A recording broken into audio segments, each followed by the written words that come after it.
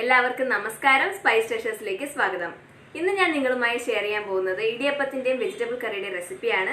ഇത് വളരെ എളുപ്പത്തിൽ തയ്യാറാക്കാൻ പറ്റുന്ന ഒരു ബ്രേക്ക്ഫാസ്റ്റ് റെസിപ്പിയാണ്. നിങ്ങൾ എല്ലാവരും ട്രൈ ചെയ്യുക, നിങ്ങൾക്ക് തീർച്ചയായും ഇഷ്ടപ്പെടും. ഇന്ന് ഞാൻ ഈ റെസിപ്പി നമ്മുടെ എല്ലാവരുടെയും പ്രിയങ്കരനായ DRK എന്റെ സ്വന്തം രജിത്തങ്കളിന് വേണ്ടിയാണ് ഡെഡിക്കേറ്റ് ചെയ്യുന്നത്.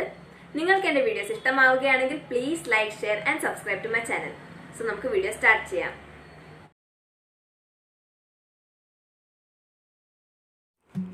ആദ്യം തന്നെ ഞാനിവിടെ 3 കപ്പ് വറുത്ത അരിപ്പൊടിയാണ് എടുത്തിരിക്കുന്നത്.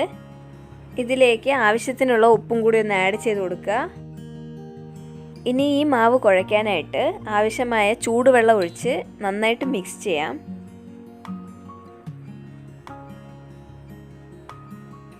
വെള്ളത്തിന് നല്ല ചൂടുണ്ടാവണം, എന്നാലേ നമ്മളുടെ ഇടിയപ്പം നല്ല സോഫ്റ്റ് ആയിട്ട് വരത്തുള്ളൂ. കൈ കൊണ്ട് കുഴയ്ക്കാൻ പാകത്തിനുള്ള ചൂടാവുമ്പോഴത്തേക്ക് നന്നായി നല്ല സോഫ്റ്റ് ആയിട്ട് ഈ മാവ് കുഴച്ചെടുക്കേണ്ടതാണ്.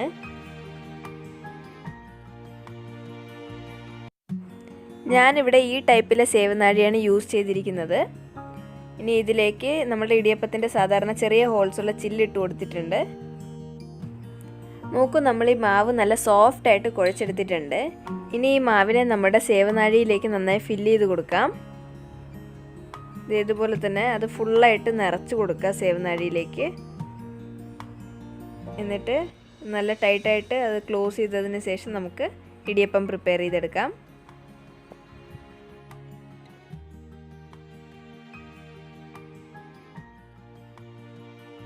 ഇനി നമ്മുടെ ഇടിയപ്പത്തട്ടിലേക്ക് കുറച്ച് ഓയിൽ അപ്ലൈ ചെയ്യുക. എന്നിട്ട് അതിൻ്റെ മുകളിലേക്ക് കുറച്ച് ചിരകിയ തേങ്ങയും കൂടെ വെച്ചതിന് ശേഷം നമുക്ക് ഇതുപോലെ തന്നെ ഇടിയപ്പം പ്രിപ്പയർ ചെയ്തെടുക്കാം. തേങ്ങ ആഡ് ചെയ്യുന്നത് ടോട്ടലി ഓപ്ഷണലാണ്. നിങ്ങൾക്ക് തേങ്ങ ഇഷ്ടമല്ലെങ്കിൽ അത് സ്കിപ്പ് ചെയ്യാവുന്നതാണ്. ഇതുപോലെ തന്നെ എല്ലാ ഇടിയപ്പവും പ്രിപ്പയർ ചെയ്തിട്ട് കുക്കറിലേക്കാണ് നമ്മളിത് വെക്കുന്നത്. ആവി വന്നതിന് ശേഷം 10 മിനിറ്റ്സ് ആകുമ്പോഴത്തേക്കും നമുക്ക് ഇടിയപ്പം റെഡിയായി കിട്ടും. സോറി, ഞാൻ ഈ ഇടിയപ്പം കുക്കറിലോട്ട് വെക്കുന്ന വീഡിയോ എനിക്ക് ഷൂട്ട് ചെയ്യാൻ പറ്റിയിട്ടില്ല. കാരണം എൻ്റെ ക്യാമറ ഒന്ന് ഓഫായി പോയായിരുന്നു. അതുകൊണ്ട് അത് ക്ഷമിക്കണം, എനിക്ക് ആ വീഡിയോ ഷൂട്ട് ചെയ്യാൻ പറ്റിയിട്ടില്ല.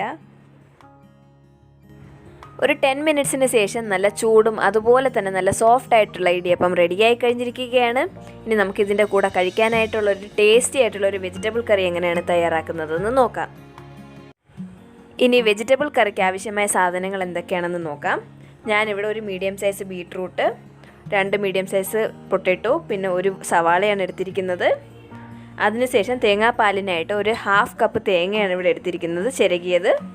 പിന്നെ കുറച്ച് കറിവേപ്പില വേണം. അത് കഴിഞ്ഞ് മസാലകളിൽ ആവശ്യമായത് 2 ടേബിൾ സ്പൂൺ മുളക് പൊടി, 1.5 ടേബിൾ സ്പൂൺ മല്ലിപ്പൊടി, 1/2 ടീസ്പൂൺ മഞ്ഞൾപ്പൊടിയും 1 ടീസ്പൂൺ ഗരം മസാലയുമാണ്. ഇത്രയും സാധനങ്ങളാണ് നമ്മുടെ വെജിറ്റബിൾ കറിക്ക് ആവശ്യമായിട്ടുള്ളത്. ഇനി നമുക്കിതെങ്ങനെയാണ് പ്രിപ്പയർ ചെയ്യേണ്ടതെന്ന് നോക്കാം.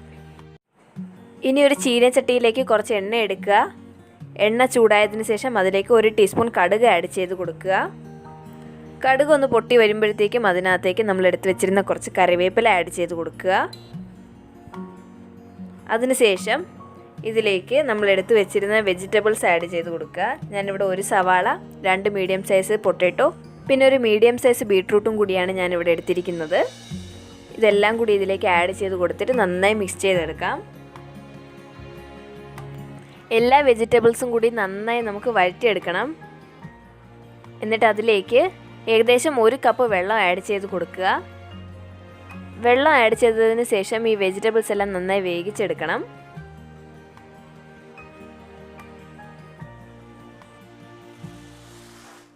നമ്മുടെ വെജിറ്റബിൾസ് എല്ലാം നല്ല ഏകദേശം വെന്ത് കിട്ടിയിട്ടുണ്ട്. ഇനി നമ്മൾക്ക് ഇതിലേക്ക് മസാലകൾ ആഡ് ചെയ്ത് കൊടുക്കാം. 1/2 ടീസ്പൂൺ മഞ്ഞൾപ്പൊടി, 2 ടേബിൾ സ്പൂൺ മുളക് പൊടി, 1.5 ടേബിൾ സ്പൂൺ മല്ലിപ്പൊടി, 1 ടീസ്പൂൺ ഗരം മസാലയും പിന്നെ ആവശ്യത്തിന് ഉപ്പുമാണ് ഞാനിവിടെ ആഡ് ചെയ്തിരിക്കുന്നത്.